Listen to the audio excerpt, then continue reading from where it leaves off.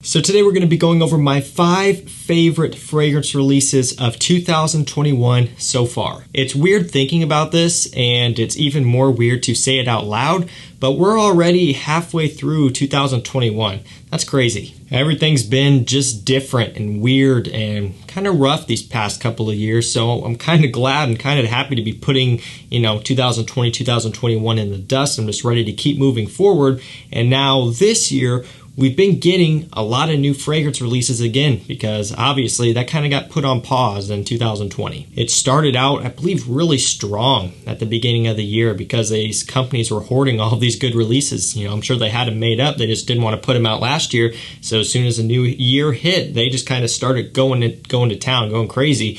Then it kind of started to back off, and now it's starting to come back on again, usually around this time of year.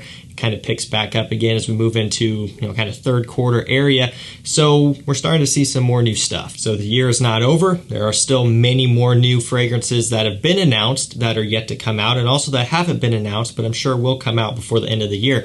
We're just kind of covering a halfway point, a little bit over halfway on my favorite releases so far. These are all designers. Given that these are new, I believe most of these are still going to be either at retail or just still kind of hard to find. So I will do my best with linking them up down below, but no guarantees for all of these. Let's jump right into it, and before we do, let me know your favorite releases so far of 2021. Like right now.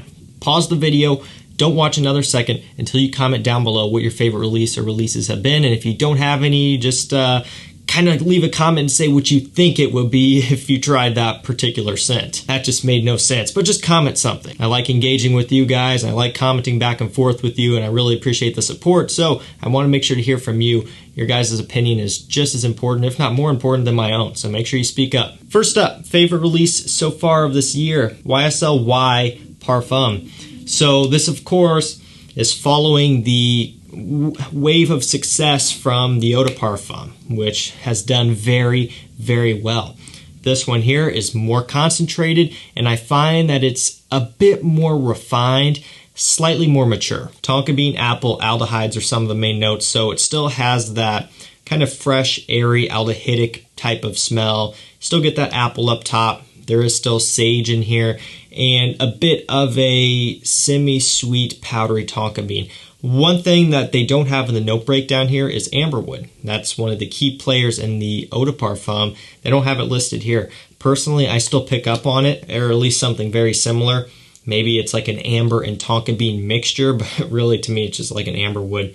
Like in the Eau de Parfum, it's just kind of a warm, fuzzy ambroxan style of note, which of course is why the Eau de Parfum was so successful in terms of compliments and just all of that stuff, right? It was really kind of hopping in and riding a huge trend. And this one here, while it still maintains a similar overall idea, it has a bit of a different execution in that it is a bit more dialed back in terms of being overly sweet and overly playful, and they just kind of focus a bit more on the aromatic side of things and a bit less straight up bubblegum sweet. So if the Eau de Parfum and the Eau de Toilette was just too playful for you, the Parfum may be something that you'll be interested in more, although do keep in mind it still is an Yves Saint Laurent Y fragrance, and therefore it still has quite a bit of that DNA in there. So if you're not a fan of the DNA, you're not going to like this one, but I really enjoy it. I think it's solid, and I find myself lately gravitating towards this one more than the EDP. Next up, Impact Intense by Tommy Hilfiger. I never thought I would be including fragrances from this brand in a video like this. Not that they release bad fragrances, but when you're talking about a video of best releases of the year so far, typically I wouldn't find that Tommy Hilfiger would be in that video, just because they don't always release the most over-the-top stuff. A lot of their stuff is pleasant, super wearable, but that's about as far as it goes. However, I find that this one is good for a couple of reasons, and part of the reason why this is in here, I do really like it, but also because it is just shock value that something this good, this solid is coming from this brand. It really is incredible to me. It has chestnut. It's got this nice apple up top. It's got cedar wood, like 3 different types of cedar wood. Just a powdery, sweet, warm, cozy type of scent. It gets thrown around as being compared to Layton and a few other popular scents, and I kind of see where they're coming from. Overall, it just has a sweet, appealing type of smell, something very good for the cooler weather, which is going to be coming up, and this one here is going to be perfect.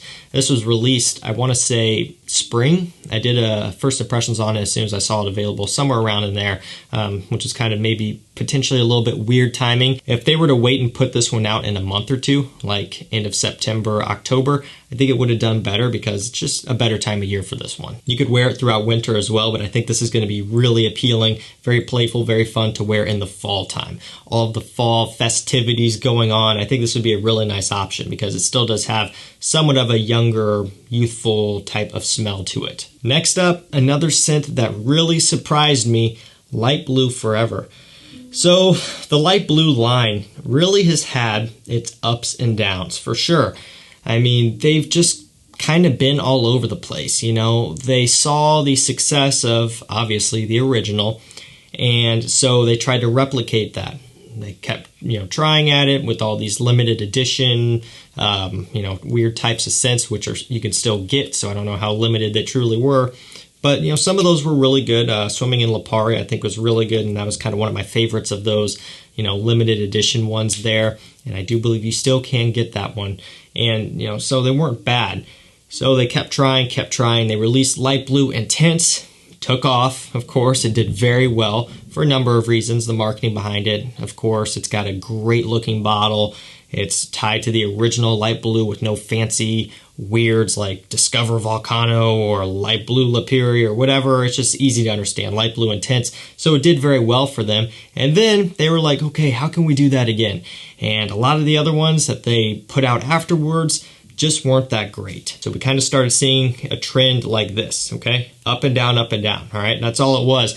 And so when we had something like Light Blue Love is Love, and there was, I think, a couple more in between Oh Intense and this one, I was just like, all right, I'm going to throw in the towel on the Light Blue line. This really is not much fun anymore. And then Light Blue Forever came out, and they killed it with this one.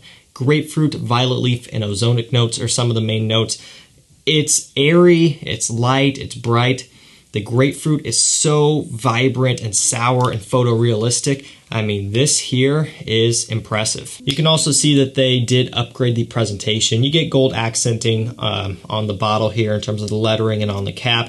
The cap has a nice texture to it. Overall, it just feels a bit more premium, even though these bottles in general aren't that premium. You can tell they put some more effort into it. This one is an eau de parfum, so it does have a step up in concentration there, and it's got good performance too. I find this one to be really, really solid and is really tied up with Light Blue Oh Intense for me. I mean, this happens to be now for me one of the best in the line. This stuff is awesome, and I'm glad it came out. Next up, Le Male On Board. Another one that actually did surprise me. Just because, kind of a similar thing where there's just so many of these, so many flankers. They're still going, they're still going, trying to ride the success of the original. That one did great. They put out some stuff, summer editions, whatever, those kind of went off and just kind of, sputtered out. They came out with Ultra Male, and that was another ginormous hit. Of course, reformulated it, all that sort of talk, and I'm not going to even get into that, but they kind of killed that one off, and it was also just very controversial anyway. So now that one, while it is still popular and still I really enjoy it, it's kind of fluttered off and, starting to lose its relevance a little bit. So then Le Parfum came out. This one hasn't picked up and taken off like Ultra Male, and I don't know for sure if it will, but I think it's really, really solid. But there also are some other ones that just haven't been that great. Of course, Popeye, Superman, those were really good. Same thing, they screw up their good releases by reformulating them or discontinuing them, and in that case it was a limited edition, discontinuation thing, whatever you want to call it. It's just plain dumb. You can't get them anymore. So now what did they do? They came back with On Board, and while this doesn't smell like Popeye or Superman, to me it's kind of their take at doing that again, just creating another mass-pleasing summer fragrance that you would think would really catch on and do well. It's not fully available yet as far as I'm aware here in the US, so obviously it's not going to catch on and go crazy yet. I think it could generate a good amount of hype because I think it's a solid scent, but who knows. It's got bergamot, tonka bean, geranium. It's just kind of a green, fresh, semi-sweet, refreshing type of summer scent. You know, it's got a little bit of a sweetness, a little bit of a playfulness, nice refreshing freshness. It's kind of what it is. While it's nothing crazy, it does do the job well, and it's a really good mass-pleasing type of scent. We're going to finish this one off with a La Nuit de l'Homme flanker, Bleu Electrique. So another serious surprise. I was not really too excited about this because it's a similar thing with this line, man. They have some successful scents. L'Homme, La Nuit de l'Homme. You can even say, what was it? L'Homme Libre? They discontinued that. That one was doing really well, at least here in the fragrance community, and it's gone. What else? I mean, L'Homme Ultime, that was also doing really well in the community, and it's gone too. So I don't feel bad for these brands when they mess up like this because it's kind of comical.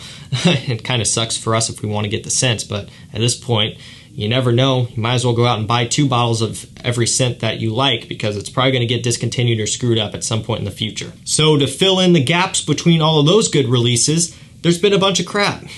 Not necessarily crap. I do enjoy quite a few out of both La Nuit de l'Homme and the L'Homme lines, but there have been some less than favorable ones. So when you take a look at the whole picture and you see yet another La Nuit de l'Homme flanker with a very similar bottle to Eau Electrique, which is kind of, you know, a little bit on the boring side, you don't know what you're going to get. But this shocked me. This is really good, and the reason why is because it smells a lot like the OG La Nuit de l'Homme.